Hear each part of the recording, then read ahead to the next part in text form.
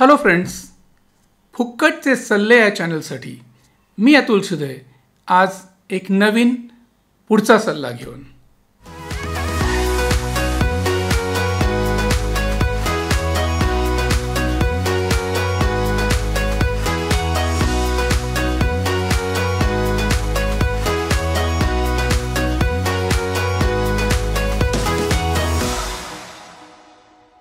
अभिनय क्षेत्रात करिअर करण्यासाठी तुमच्याकडे ज्या ज्या गोष्टी असणं आवश्यक आहे अशा काही गोष्टींपैकी सर्वात महत्त्वाची गोष्ट म्हणजे भाषांवरील प्रभुत्व.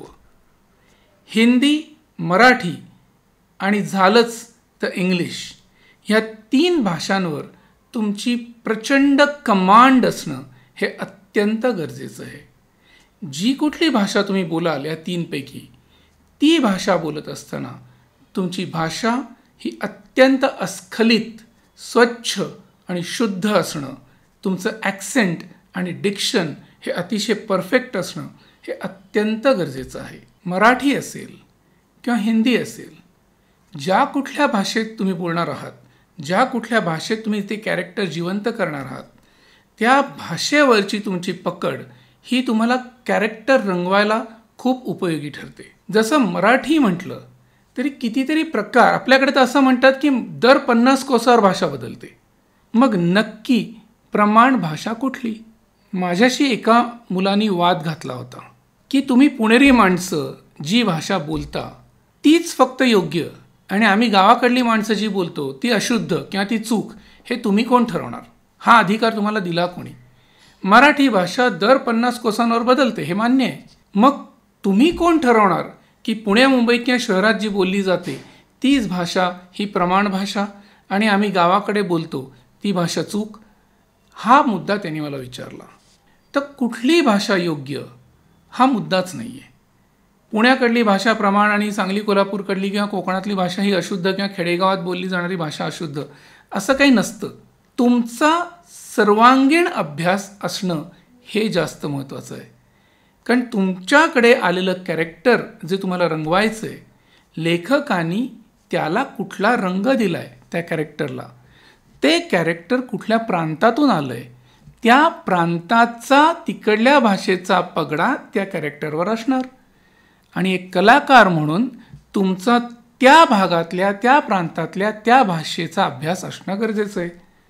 म्हणजे साधं सरळ बघायला गेलं तर ग्रामीण मराठी हे वेगळं असतं, सांगली कोल्हापूरकडलं मराठी वेगळं असतं, कोकणातलं मराठी वेगळं असतं, विदर्भातलं मराठी वेगळं असतं, पुण्या मुंबईतलं वेगळं असतं. प्रत्येक प्रांतातलं मराठी भाषेवरचे संस्कार हे वेगळे असतात.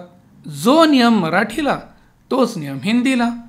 हिंदी भाषासुद्धा प्रांतानुसार त्याचा लहेजा बदलत जातो.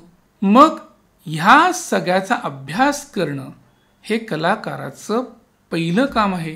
त्याच्या स्ट्रगलचा तो एक भाग आहे असं म्हणू आपण.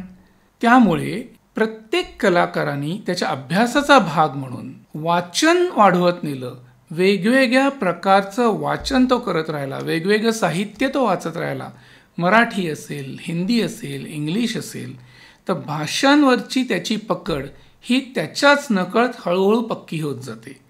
त्याचनुसार अनेक ज्या मालिका असतात, वेबसिरीज असतात, वेगवेगळे सिनेमे असतात की ते सिनेमे वेगवेगळ्या प्रांतात घडलेले असतात, वेगवेगळ्या ठिकाणी घडलेले असतात आणि त्या प्रोजेक्ट्समधली ती कॅरेक्टरही तिथली भाषा बोलत असतात. तर कुठलाही सिनेमा असेल, वेबसिरीज असेल, सिरियल असेल, ही नुसती एंटरटेनमेंट म्हणून न बघता तर त्याच्याकडे एक अभ्यास म्हणून बघितलं तर तुमच्याच नकळत तुमचा भाषांवरचा अभ्यास हा आपोआप त्यातून घडत जातो. तर ह्या क्षेत्रात येऊ इच्छिणाऱ्या प्रत्येक कलाकाराने आपल्या स्ट्रगलचा एक अविभाज्य भाग म्हणून भाषांचा अभ्यास चालू ठेवणं हे त्याचं अत्यंत महत्त्वाचं काम आहे. काय माहिती त्याला कुठलं कॅरेक्टर रंगवायचं चान्स मिळेल, ते कॅरेक्टर कुठल्या प्रांतातलं असेल, कुठल्या कॅरेक्टरला त्याला जिवंत करायचा चान्स मिळेल हे त्याला कधीच सांगता येत नाही. आपण प्रिपेअर्ड असणं गरजेचं आहे. म्हणजे कसं आहे, तहान लागल्यानंतर विहीर खणणं हा मूर्खपणा सहसा अवॉइड करणं हे आपल्या हातात असतं.